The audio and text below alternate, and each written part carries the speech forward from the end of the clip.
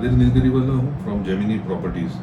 आज 27 अप्रैल है और आज मैं ये वीडियो बना रहा हूँ उन कस्टमर्स के लिए, उन बायर्स के लिए जिनको कोई प्रॉपर्टी पसंद आ गई है मगर वो उस प्रॉपर्टी में कैसे आगे बढ़ना है, क्या डॉक्यूमेंट्स लेने हैं, क्या पेपर वर्क करना है, कैसे उस प्रॉपर्टी का वेरिफिकेशन किया जाए, इसके बारे में कोई ज्ञान नहीं रखते। एडवोकेट के पास जाएंगे, एडवोकेट के भी अलग अलग थॉट्स होते हैं।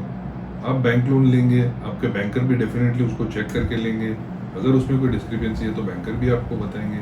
पर मोटा मोटी इस प्रॉपर्टी को कैसे जांचा परखा जाए, क्या क्या डॉक्यूमेंट मांगे जाए, ओनर का क्या क्या कॉर्पोरेशन लिया जाए, सो दैट दिए हुए टाइम पीरियड में ट्रांजेक्शन कंप्लीट हो, ये मंशा होती है। तो सर्वप्रथम मैं पहले चाहूँगा आप किसी भी मीटिंग में टोकन देने से पहले एक प्राइमरी लिस्ट ऑफ डॉक्यूमेंट आप ओनर को भेज दीजिए, जिसका मैं टोटल लिस्ट ऑफ डॉक्यूमेंट यहाँ मैं कमेंट सेक्शन में भी उसको अपलोड करूँगा, सो दैट ओनर तैयारी में उस डॉक्यूमेंट के साथ, मैक्सिमम डॉक्यूमेंट्स के साथ में मीटिंग में आए, जिससे कि आपका कॉन्फिडेंस बढ़े।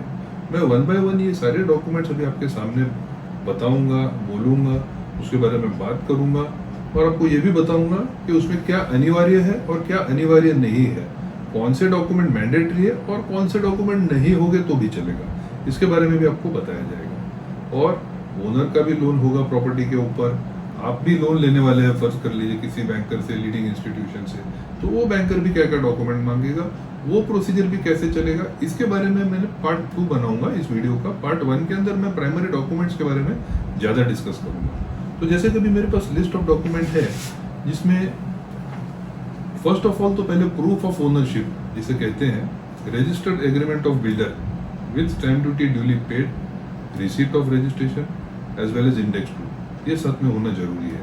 अभी ये क्या होता है भैया, हर कोई प्रॉपर्टी कभी ना कभी किसी समय किसी बिल्डर से ली हुई है, करेक्ट। और हो सकता है कि उस समय के दौरान एक बिल्डर से लेने के बाद फर्स्ट ओनर ने ली हो, फर्स्ट ओनर के लेने के बाद सेकंड थर्ड ने भी ली हो सकता है, और वो एक चेन ऑफ डॉक्यूमेंट बन जाए। तो ये रजिस्टर्ड एग्रीमेंट ऑफ बिल्डर और इसके बाद में सब्सिक्वेंट जो भी ट्रांजेक्शन इस प्रॉपर्टी के ऊपर हुए हैं, ये सारे करने के बाद में जो जो डॉक्यूमेंट है उसकी एटलीस्ट फोटो कॉपी ओनर लेकर के आ जाए और हमको मीटिंग में बताए कि भाई ये डॉक्यूमेंट है और ये एज ऑफ नाउ मैं इसका ओनर हूँ, मैं और मेरी वाइफ है, maybe, but one of the two owners have to be present in the meeting. ठीक है। रजिस्ट्रेशन रिसीट है, जो रजिस्ट्रेशन का फीस है 30,000 और 1% व्हिचएवर इज लोअर, ये पेमेंट करने के बाद में जो रजिस्ट्रेशन रिसीट मिलती है गवर्नमेंट की, उसकी कॉपी हो, और इंडेक्स 2 जो कि total synopsis of the property है इन अ सिंगल शीट, वो आ जाता है, जिसमें स्क्वायर फीट होता है, उसमें सर्वे नंबर होता है, प्रॉपर्टी का पूरा कार्ड होता है। It is in a way a property card of the flat that we are talking of. ठीक है। फर्स्ट कर लीजिए आपने 2 BHK का फ्लैट ले लिया, तो उसका एंटायर एरिया, उसका जो है द सर्वे नंबर, उसका प्रॉपर्टी डिटेल्स, कौन से प्लॉट पे कहाँ सिचुएटेड है, कितना बड़ा प्रोजेक्ट है, कौन बिल्डर है, ये सारे डिटेल उसके ऊपर आ जाते हैं। कमेंसमेंट एंड कंप्लीशन सर्टिफिकेट, ये 2 डॉक्यूमेंट ऐसे हैं जो PMC से प्राप्त किए जाते हैं बाय द बिल्डर इनिशियली। जब commencement certificate as the name suggest is a certificate to say that आप कामकाज चालू कर सकते हैं, इसके ऊपर आप कंस्ट्रक्शन चालू कर सकते हैं। And again completion certificate as the name suggest that it has to be mandatory, it has to be there, and ये काम पूरा हो गया, कंस्ट्रक्शन पूरा हो गया, इसका सर्टिफिकेशन PMC आपको देता है, बिल्डर को देता है, इसकी कॉपी भी आपको चाहिए होती है। अभी ये सारे इनिशियली आपको फोटोकॉपी ही मिलेंगे, क्योंकि अभी तक ट्रांजैक्शन कंप्लीट नहीं हुआ है। रजिस्टर्ड एग्रीमेंट पे आपको फोटोकॉपी मिलेगा, मगर कमेंसमेंट और कंप्लीशन सर्टिफिकेट लास्ट में भी आपको फोटोकॉपी ही मिलेगा, क्योंकि ओरिजिनल जो है या तो वो सोसाइटी के पास रहेगा या तो वो बिल्डर के पास रहेगा, तो इसकी आपको ओरिजिनल मिलने से रहेगी। सो वो इंसिस्ट करके कोई फायदा नहीं है। अगर मान लो प्रॉपर्टी के ऊपर कोई लोन नहीं है, तो मैं चाहूंगा कि जो शुरुआत में मैंने कहा है कि registered agreement of builder and subsequent chain उसकी जो है, वो डॉक्यूमेंट ओरिजिनल में अगर ओनर ले आता है तो कॉन्फिडेंस लेवल थोड़ा सा और बढ़ जाता है। ठीक है। सो दैट उसमें अगर मान लो कोई डॉक्यूमेंट, चेन डॉक्यूमेंट मिसिंग है, तो उसी समय वो क्लैरिटी हमको मिल जाती है कि चेन ऑफ डॉक्यूमेंट मिसिंग है। जो चेन ऑफ डॉक्यूमेंट अगर मिसिंग है ओरिजिनल के अंदर और अगर उसके पास केवल फोटोकॉपी है, तो इसके साथ में कैसे डील किया जाए, इसके बारे में मैं एक वीडियो सेपरेट बनाऊंगा। अभी इसके अंदर जैसे प्रॉपर्टी आपकी होती है, तो इसमें 3-4 कंज्यूमेबल होते हैं, ठीक है, जो कि मंथली या वीक जो है क्वार्टरली हमको पे करने होते हैं फ्लैट के, तो ये डॉक्यूमेंट भी मांगने अनिवार्य है, जरूरी है। इसमें पहला है प्रॉपर्टी टैक्स का बिल। प्रॉपर्टी टैक्स का बिल जो PMC को एवरी ईयर और एवरी क्वार्टर या 6 मंथली आता है, पिंक कलर का पेपर होता है, देखिए अभी तो ऑनलाइन भी भरा जाता है, तो वो ऑनलाइन प्रिंट आउट भी लेकर के आ सकते हैं, तो दैट इज रिक्वायर्ड। एमएससीबी का जो बिल है इलेक्ट्रिसिटी का, एमएससीबी जो है पूना में एमएससीबी, महाराष्ट्र में MSCB, Maharashtra state electricity board का जो बिल होता है मीटर का, उसका जो कनेक्शन है, उसका जो बिल है टाइम टू टाइम पे करके उसका लास्ट पेड इलेक्ट्रिक बिल का कॉपी ले आना जरूरी है। अगर उसका कंज्यूमर नंबर होता है तो वो ऑनलाइन भी निकाला जा सकता है, वो जरूरी होता है। थर्ड जो है वो सोसाइटी अगर फॉर्म्ड है तो सोसाइटी का मेंटेनेंस बिल जो बायर के नाम पे हो, जो ओनर के नाम पे होना चाहिए, जो करंट ओनर है उसके नाम पे वो सोसाइटी मेंटेनेंस का बिल आना जरूरी है, तो वो बिल भी हमको देखना है, तो उसकी भी कॉपी साथ में ले आना जरूरी है।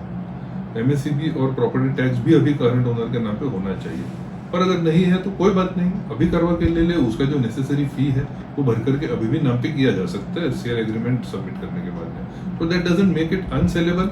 वो ये है कि वो अगले को जाकर के अपने नाम पे करवाना होगा, ठीक है।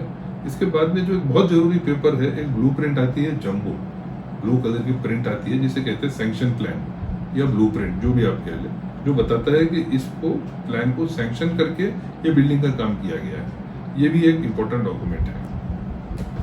और एक है जो रिसीट्स जो बिल्डर को उन्होंने पेमेंट किया होगा time to time as per the agreement, उसकी रिसीट सारी लेकर के आना साथ में जरूरी है। जो रिसीट्स उन्होंने पे किया एज पर द एग्रीमेंट, मान लो 50 लाख का फ्लैट है उस समय में खरीदा हुआ, तो 50 लाख के सारे रिसीट्स टुकड़ों टुकड़ों में पे किया होगा। अगर अंडर कंस्ट्रक्शन लिया है तो पहले 5 लाख दिए होंगे, फिर 3 लाख दिए होंगे, फिर फेजेस वाइज भरा होगा उन्होंने, तो वो टाइम टू टाइम जो भरा है उसकी सारी की रिसीट्स लाना बहुत जरूरी है।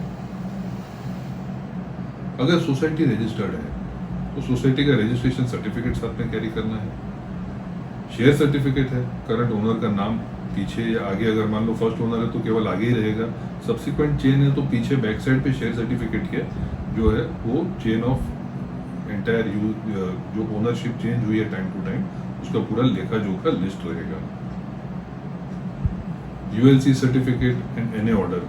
यूएलसी सर्टिफिकेट पहले जो है यूएलसी एक्ट वाज एक्टिव, तो उस समय में जो रिक्वायरमेंट थे यूएलसी का जो सर्टिफिकेट है, यूएलसी क्लियरेंस सर्टिफिकेट, वो लाना पड़ता था, वो भी लीगल फाइल में मिलेगा।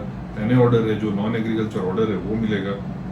डीएपी आ गया, development agreement power of attorney, उस टाइम पे प्रॉपर्टी टैक्स जो भरा हुआ है, सॉरी डेवलपमेंट एग्रीमेंट पावर, उस टाइम पे जो लैंडलॉर्ड है, वो जो जमीन के ओनर है, उन्होंने जो बिल्डर के फेवर में पावर ऑफ अटर्नी और डेवलपमेंट एग्रीमेंट दिया होगा, उसके जो है वो development agreement power of attorney का copy, 712 extract, position letter, completion complete होने के बाद में पोजीशन दिया है बिल्डर ने, उसका पोजीशन लेटर दिया होगा। Now very important, car parking allotment letter. अगर मान लो इंडेक्स 2 में कार पार्किंग का कोई मेंशन नहीं है और ओनर कहता है फ्लैट के साथ में एक कार पार्किंग है, चाहे कवर्ड है चाहे अनकवर्ड है, तो इन दैट केस वो कार पार्किंग का एक सेपरेट अलॉटमेंट लेटर होना चाहिए जो बताएगा कि ये ओनरशिप है। वर्स्ट केस सिनेरियो, अगर सोसाइटी ने कोई लेटर दिया है उसकी ओनरशिप का, तो that is also to be there. अभी कैसे पता चले कि भाई ओनर यही है? ठीक है, एक तो उसका फोटो हो सकता है, अगर वो नया डॉक्यूमेंट है, बहुत पुराना नहीं है उसका परचेस को, उसमें जो है ऑनलाइन फोटोग्राफ होगा। सेकेंडली, आप पैन कार्ड और आधार कार्ड का कॉपी भी उनसे मंगवा लीजिए, सेल्फ अटेस्टेड, सो दैट अगर सेल्फ अटेस्टेड नहीं होगा तो फिर दोबारा दौड़ना पड़ेगा जब बैंक बोलेगा कि भाई आधार कार्ड और पैन कार्ड पे ओनर का साइन चाहिए। अगर 2 जॉइंट ओनर से हस्बैंड वाइफ है तो इन दैट केस दोनों का भी जो है आधार कार्ड और पैन कार्ड पे सेपरेटली साइन होना जरूरी है in originals. It is a fundamental requirement in KYC required by all the lending banks. Cancel cheque मांगेगा ओनर का, बैंक बोलेगा कि भाई क्या नाम से चेक निकालना है, तो उसके ऊपर नाम डालेगा। फाइनल डिसबर्समेंट के ऊपर में जो बैंक अकाउंट नंबर है वो बैंक अकाउंट नंबर भी उसके ऊपर प्रिंट करके आता है। और ये भी जो है जैसे कैंसिल चेक हो गया, ये एक फंडामेंटल रिक्वायरमेंट है अगर आप लोन ले रहे हैं तो, अदरवाइज इसकी कोई जरूरत नहीं है। अभी सोसाइटी का एनओसी देखिए कैसा है। अगर सोसाइटी फॉर्म्ड है तो in that case society is the owner of land, building and superstructure of the property. The member, technically speaking, has only got the right to occupy, enjoy and use the property. इससे ज्यादा कुछ भी नहीं। So अभी supreme body कौन है यहाँ पे? सुप्रीम बॉडी है सोसाइटी। सोसाइटी का एनओसी जो है ये इनिशियली तो कोई नहीं लाके देगा आपको, क्योंकि सौदा अभी तक में शुरुआत हुआ नहीं है या केवल टोकन हुआ है। ठीक है, सोसाइटी का एनओसी जब ट्रांजेक्शन 15-20 दिन बाद सारे डॉक्यूमेंटेशन पूरे मिल जाने के बाद में रिक्वायर्ड कॉपीज ड्यू डिलीजेंस हो गया, तभी जाकर के दोनों पार्टी ने अपना अपना शेयर आधा आधा भर करके सोसाइटी में जो है यूजुअली 25,000 मैक्सिमम होता है as per the law, as per the model bylaws. तो जो है 25,000 है कोऑपरेटिव एक्ट के अनुसार, जिसमें यूजुअली 12,500 दोनों पार्टी अपना अपना पे करके सोसाइटी को जो है एनओसी प्राप्त करती है। पर यहाँ पे एक जो है डिविएशन ये है कि अगर मान लो आप परचेजर हो और आप कोई बैंक की लोन ले रहे हो, तो there is a specified format which is different from each society to society, each bank to bank. तो अगर वो आपने जो है उसका फॉर्मेट प्राप्त कर लिया, वो फॉर्मेट को सबमिट करिए सोसाइटी में, अपना फीस पे करिए, उस सोसाइटी को, वो सोसाइटी आपको with in the stipulated period उस फॉर्मेट के ऊपर आपके नाम की एनओसी बना के देगी। अदरवाइज सिंपल फॉर्मेट लगेगा। मैं जो है डिस्क्रिप्शन में नीचे कुछ फॉर्मेट जो है प्लेन फॉर्मेट्स और कुछ बैंकों के फॉर्मेट्स भी अपलोड करता हूँ, जिससे आपको थोड़ा सा समझ में है कि सोसाइटी क्या प्रकार से एनओसी देती है। ठीक है, ये हो गया सोसाइटी का परमिशन फॉर द ट्रांजैक्शन। अभी very important, latest balance outstanding statement oblique foreclosure letter if there is a pending loan on the property. अभी फर्ज कर लीजिए कि फर्ज क्या 99% ऑफ द प्रॉपर्टीज जो यूजुअली पाया गया है किसी न किसी सभी के ऊपर कोई ना कोई लोन पेंडिंग होती है, तो उसमें कोई गलत बात नहीं है। That doesn't make the property unsaleable. अभी करना क्या है, there is a set process again.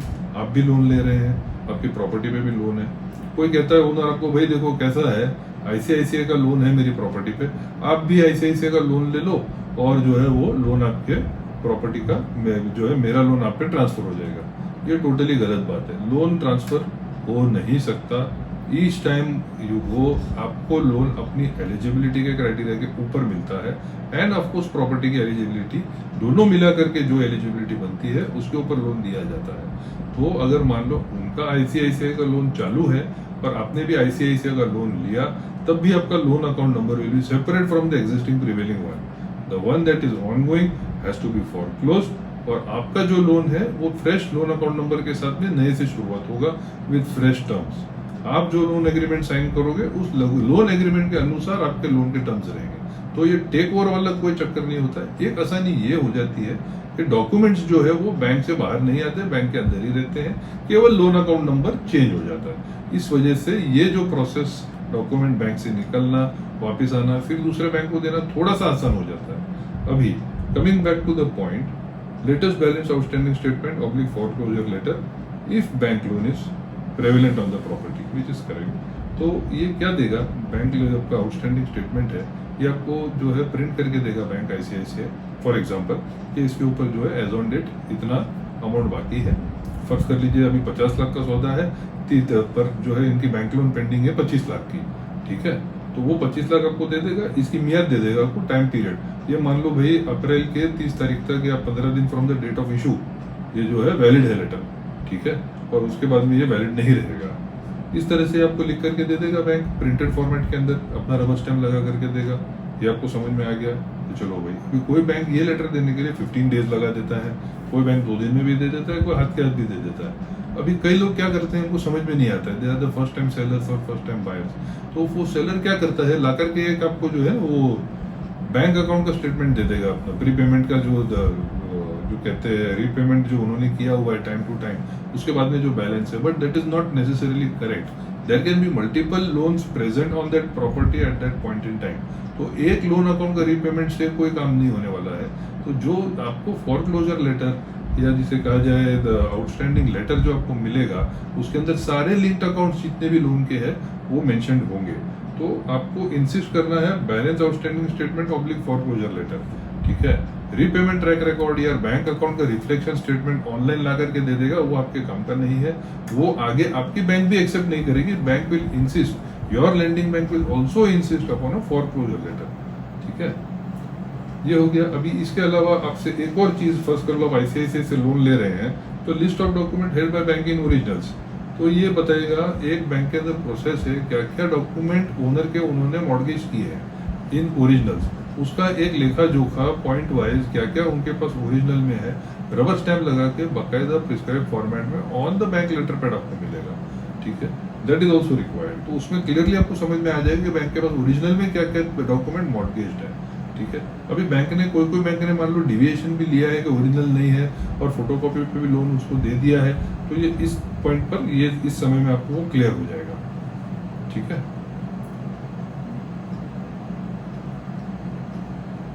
Title search report, ये टाइटल सर्च रिपोर्ट अभी मैं कहूँगा, अगर मैं तो जैसे रीसेल की ही ये बात कर रहा हूँ सारी, बिल्डर प्रॉपर्टी की तो कोई बात कर नहीं रहा हूँ। मैं कह रहा हूँ कि जो भी फ्लैट आप रीसेल में लेते हो उसमें क्या क्या दुविधा है, उसमें क्या क्या पेपर वर्क रिक्वायर्ड है, वो कैसा रहेगा, क्या रहेगा, उसके बारे में हम ये बातचीत करें। माइंड यू, मैं ये बिल्डर प्रॉपर्टी के बारे में कोई बात नहीं कर रहा हूँ, उसके लिए मैं मेरा एक सेपरेट वीडियो बना के आप लोगों के सामने प्रस्तुत होऊंगा। पर अभी मैं जो बात कर रहा हूँ वो केवल जो और केवल रीसेल प्रॉपर्टीज के बारे में, स्पेशली इन पुणे क्या क्या रिक्वायर्ड होगा, क्या लगेगा, इसके बारे में बात कर रहा हूँ।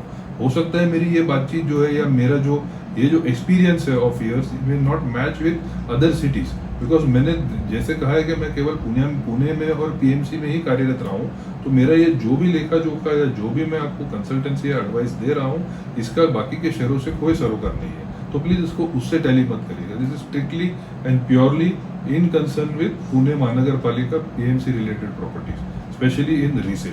ठीक है। टाइटल सर्च रिपोर्ट, जैसे मैं कह रहा था, टाइटल सर्च रिपोर्ट ये एडवोकेट बनाता है। अभी जब बिल्डर ने आपको कोई प्रॉपर्टी बेची या बिल्डर ने किसी ओनर को कोई प्रॉपर्टी बेची, तो वो एक लीडिंग एडवोकेट का टाइटल सर्च रिपोर्ट दे देता है। वो पूरा स्टोरी उसके अंदर आ जाता है, प्रॉपर्टी कैसा था, क्या हुआ था, प्लॉट कैसे लिया, कब डेवलप हुआ, किसने किसको बेचा, किसने किसको प्लॉट बेचा, और फिर कंस्ट्रक्शन कैसे चालू हुआ, क्या क्या पेपर थे। काफ़ी कॉम्प्रिहेंसिव, काफ़ी डिस्क्रिप्टिव ऐसा वो एक डॉक्यूमेंट होता है, रनिंग इनटू सेवरल पेजेस। कोई बिल्डर्स तो जो है ये टाइटल सर्च रिपोर्ट अपने सेल एग्रीमेंट में ही अटैच कर देते हैं, मगर अब ये वो एक डॉक्यूमेंट हो गया टाइटल सर्च रिपोर्ट। मगर अभी रीसेल में भी काफ़ी बैंक, स्पेशली प्राइवेट बैंक्स आपसे ही कहते हैं कि भैया हमको टाइटल सर्च रिपोर्ट भी एक नया टिल डेट का बना के दो, 13 years to 30 years, depending on the age of the property. तो वो title search report leading advocate से बनाना होता है, जिसमें कोई 500-600 रुपीज़ का कुछ एक रिसीट आता है जो बताता है कि भाई टाइटल सर्च हुआ है हवेली के अंदर में, और उसमें एडवोकेट भी लिख करके देता है that the said title is clear and marketable and no encumbrances whatsoever is found on the said property. ये लिख करके देने के बाद में बैंक उसको जो है एक्सेप्ट करता है। न्यूज़पेपर नोटिस में समझता हूँ ये बड़ा सब्जेक्टिव मैटर है, depending on the size of the property. Usually 1 crore के ऊपर अगर प्रॉपर्टी होती है तो कोई लोग चाहते हैं कि भाई न्यूज़पेपर नोटिस दे, पर इसमें मैं एक वर्ड ऑफ कॉशन कहना चाहूँगा। 7 डेज का पेपर नोटिस लोग देने के लिए कहते हैं, उसका in the court of law कोई वैल्यू नहीं है। It has to be 14 days और above in any reading newspaper. Usually Prabhat paper को इसमें जो है प्रीफर किया जाता है, बिकॉज प्रभात पेपर में सारे नोटिस जो है इकट्ठे आपको एक जगह मिलते हैं और सारे लोग उसको ही रिफर करते हैं in case of any dispute. तो प्रभात हालांकि मराठी पेपर है, उसमें इंग्लिश में भी नोटिस दिए जा सकते हैं। यूजुअली लोग प्रभात प्रिंट करते हैं, but it all depends on individual to individual कि whether you really and how far you want to go into your due diligence process.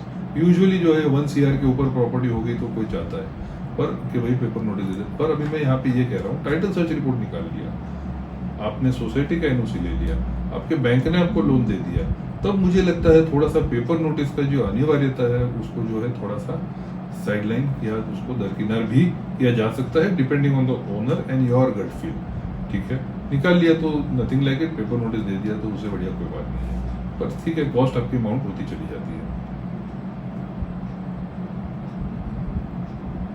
Chain of document जो होंगे ना, सारी चेन के अंदर में मान लो ओनर अनेक बदले हुए हैं, ठीक है, काफी पुरानी प्रॉपर्टी है या मे भी प्रॉपर्टी के ऊपर 5-6 जन की चेन है, ठीक है, तो सभी के साथ में स्टैम्प ड्यूटी का रिसीट, रजिस्ट्रेशन का रिसीट और इंडेक्स टू, ये तीनों होना साथ में बंधन कारक है, जरूरी है।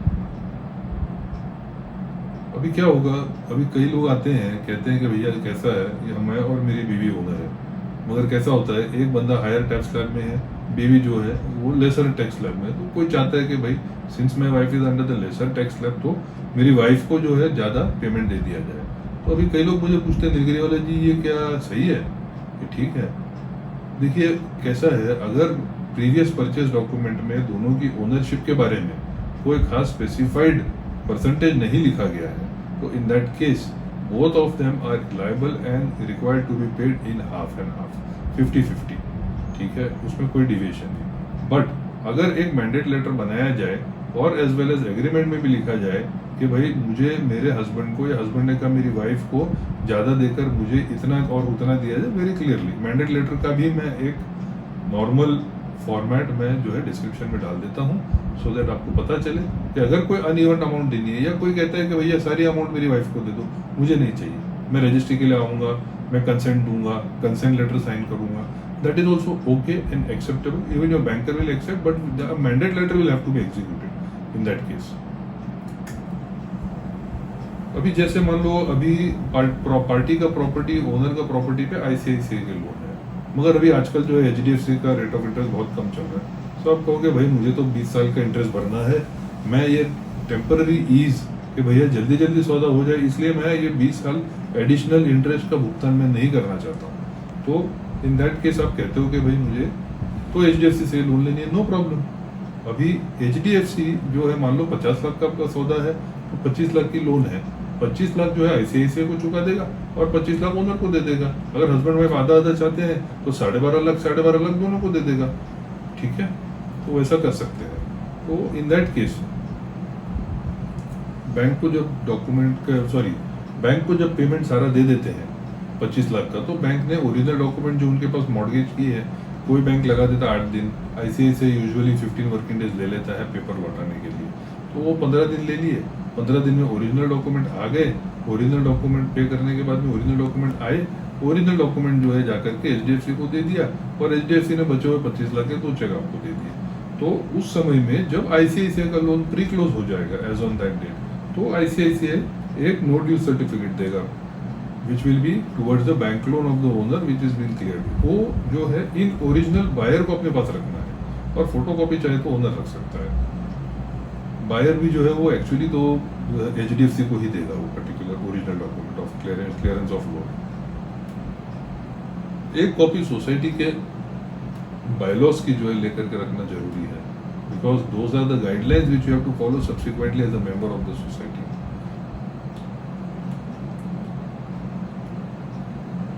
अगर मान लो ये सोसाइटी नहीं है तो क्या क्या होगा, कैसे होगा, उसके बारे में क्या डॉक्यूमेंट लगेंगे, क्या ये कॉन्डोमिनियम है, क्या ये बिल्डर सेल रीसेल प्रॉपर्टी है, and so on and so fourth. ऐसे कई सारे क्वेश्चंस आपके दिमाग में अभी तक होंगे। इसको मैं अगले मेरे आने वाले वीडियोस में मैं इसको ट्रीटमेंट दूंगा और आपको इसके बारे में काफ़ी क्लैरिटी दूंगा। काफ़ी बड़े सब्जेक्ट है और काफ़ी देर इसके बारे में बात करनी होगी। इसके अलावा एक सब्जेक्ट और रहेगा कन्वेंस का, कन्वेंस डीड हुआ है या नहीं हुआ है और उसके बारे में क्या इम्पैक्ट होगा, उसकी वजह से प्रॉपर्टी सेलेबल या अनसेलेबल है या नहीं है, इसके बारे में भी मैं मेरे आने वाले वीडियोस में आपको सविस्तार पूर्वक समझाऊंगा। So friends, thank you so much. Hope मेरी ये जानकारी आपको बहुत काम आएगी और ये बहुत ही एक्सपीरियंस के बाद, कई वर्षों के मेरे अनुभव के बाद में मैं ये लिस्ट को कंपाइल कर पाया हूँ और ये आपको उपयोगी साबित होगी। लिंक के अंदर मेरा फ़ोन नंबर है। अगर आपको कोई डाउट है, कोई प्रॉपर्टी लेनी है, देनी है, किराए पे चढ़ानी है, तो आप जरूर मेरा संपर्क करें। I am more than willing and will be obliged to help you. Thank you so much.